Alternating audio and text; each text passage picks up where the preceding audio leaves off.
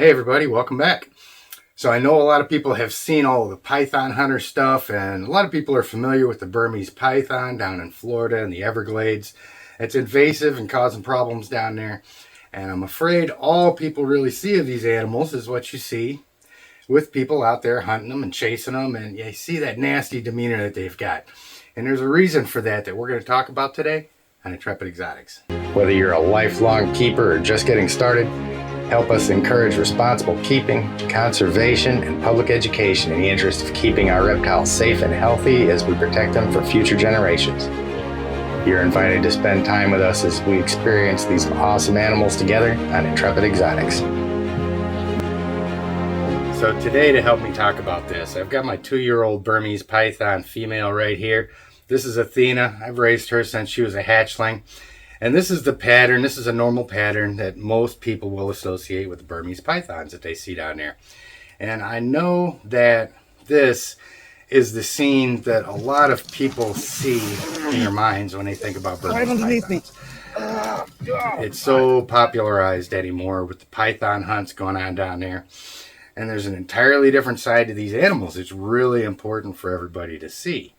Now, something to keep in mind when you're talking about the invasive Burmese down there, and you talk about how much they're eating and how much they're messing with the ecosystem down there, a couple considerations. One, your typical Burm is going to eat once a week, once every 2 weeks, something like that. If they get a larger meal, it may actually be less frequent than that. But when we talk about them reproducing out there, the reason I've got this girl out is this is a 2-year-old snake right here. And if you can imagine what it would be like taking maybe a kitten and throwing it out into the Everglades and expecting it to survive, I think most of us would probably be pretty worried about that kitten's survival. They've got a little bit of defenses. They've got little tiny claws and little tiny teeth. More often than not, something is going to predate that little kitten, and it's going to be lunch.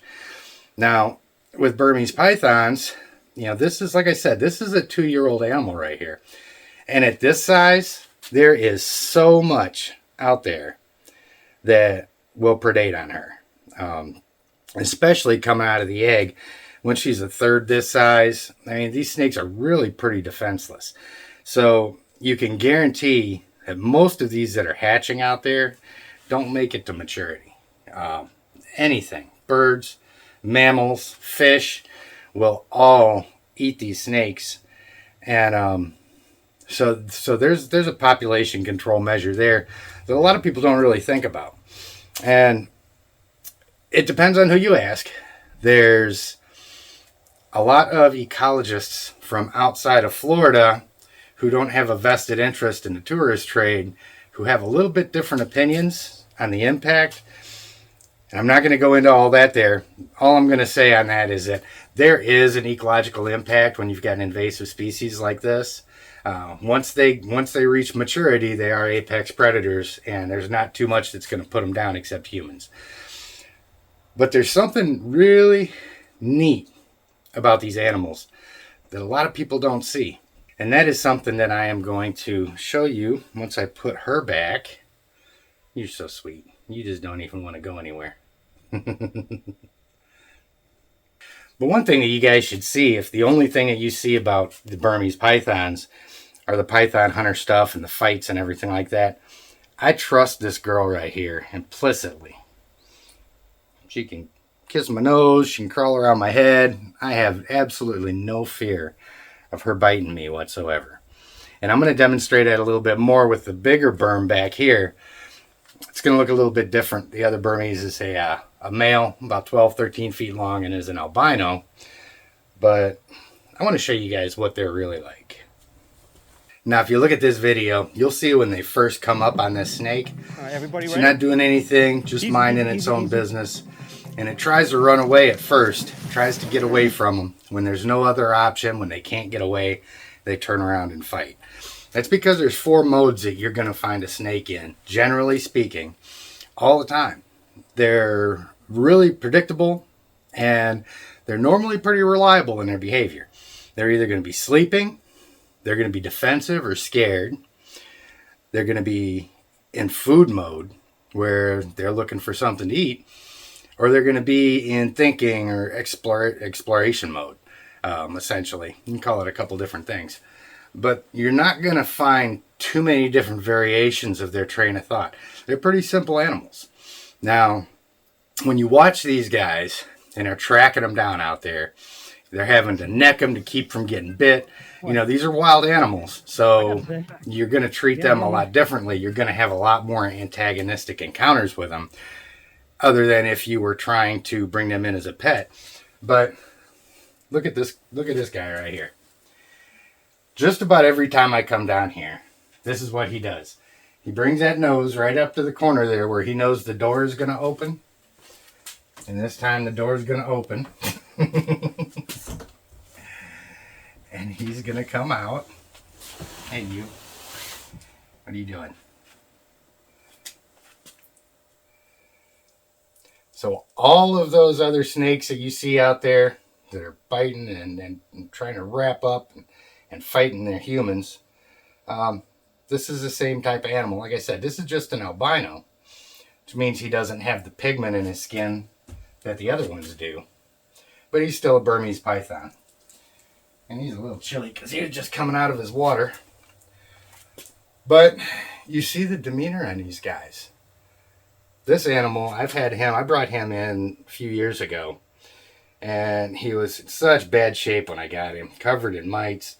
And, he's gotten a lot bigger and a lot healthier, haven't you? But you can see the relationships that we have with these animals. When I come down here, he's looking for that interaction. He wants to come out and do something, get out of his enclosure, and just experience hanging out with me. Let me see if I can get him out the rest of the way. Get him over his shoulder. If I can get him up closer for you guys. Come on, buddy.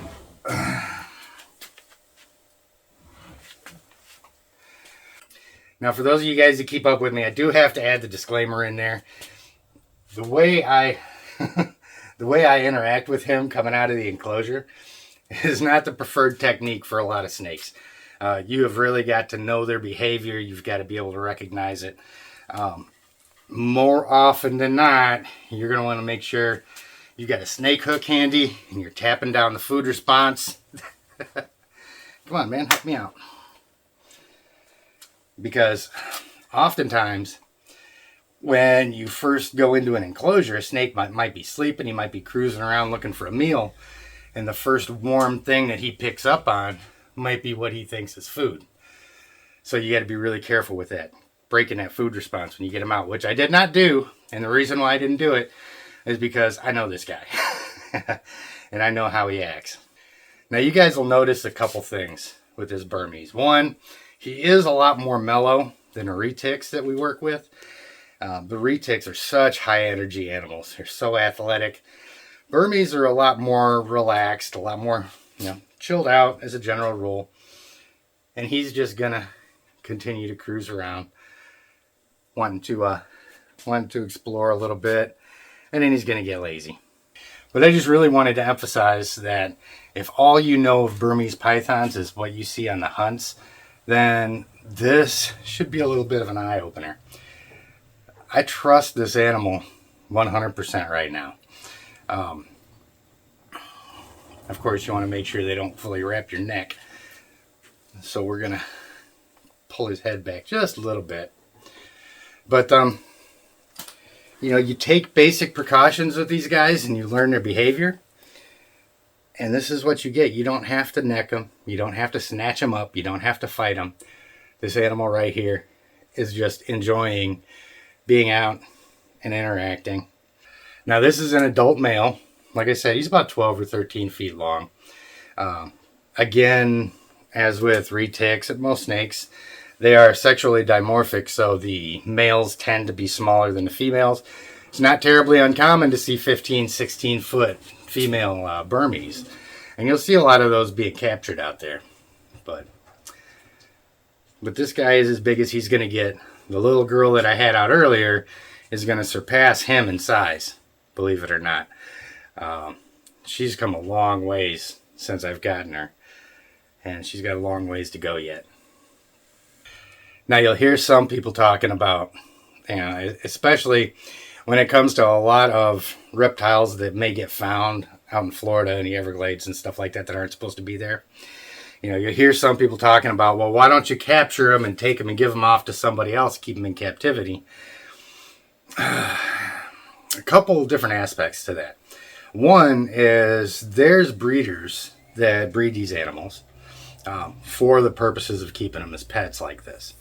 And when you get those animals, they're free of parasites, they're socialized, they're real easy to work with. And it takes a special skill level to take an animal in from the wild and begin to work with it and handle it to make it relatively safe to work with, stuff like that. Plus, out in the wild, they're getting on all kinds of parasites. They need a lot of vet treatment. And, it's kind of one of the necessary evils going down there and eradicating a lot of these berms out of the Everglades. There's not too many honest keepers out there that aren't going to recognize the necessity for it. Of course, we don't like it. Of course, we wish there was another way to manage it. But, once you get a species that's impacting the environment like that, you do have to do some things that you don't like sometimes. That's one of them. Now, is the impact as bad as everybody says it is? You'll hear a lot of things when you start having the discussion about the invasive berms down there. A lot of times you'll get people jumping down in the comments and saying, man, I go out in the woods and I never see anything. Well, how often do you go out in the woods and how far back do you go? There's, I can walk out in the woods out here in North Carolina and not see anything. They're talking about the raccoon population. Well, you're really unlikely to see them during the day. Unless you're going out there at nighttime and spotting them like that, then no, you're not going to see a lot of them. So the sticking point with what you'll hear about the invasive population in Florida is, one, they generate some revenue off of the hunts. It's tourist money, all that stuff. The universities that are doing the studies out there get state money. As with anything else, if politics has an opportunity to dig their claws into it at all, of course, they're going to commission studies on these animals that are going to be parallel to their goals. When you start talking with people from outside agencies, from outside the state, they tend to think that the Burmese Python issue is overstated down there. It's real easy to be dramatized because it's all over YouTube where you click up Burmese Python and there's somebody out there wrestling one and trying to get some clicks off of showing how tough they are catching a snake. But I would venture to guess that in a lot of instances, the whole problem down there is overstated. Do I have any scientific evidence to back that up? No, it's my opinion. But it's kind of a common sense thing, A lot of these animals never see maturity in the wild. Either the eggs are eaten by predators, or as soon as they hatch and start moving around, they're prey for everything. So I think some of the numbers of what the Burmese pythons that we think are in the wild are a little bit overestimated because they're not taking those other aspects into account.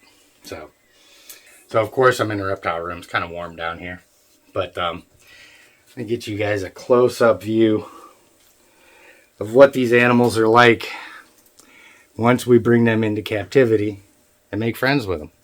And we make them comfortable and they don't have to worry about nothing. Ain't that right? You can just hang out here and enjoy your day healthy with nothing to worry about. Now I'm going to start doing more stuff with the berms. I just wanted to kind of break the ice with him today, kind of start the discussion. We'll go into more detail. We'll put out some more research stuff at some point. But since we keep Burmese and reticulated pythons here, along with our other smaller species, I thought he needed some time to get out and show how cool he is.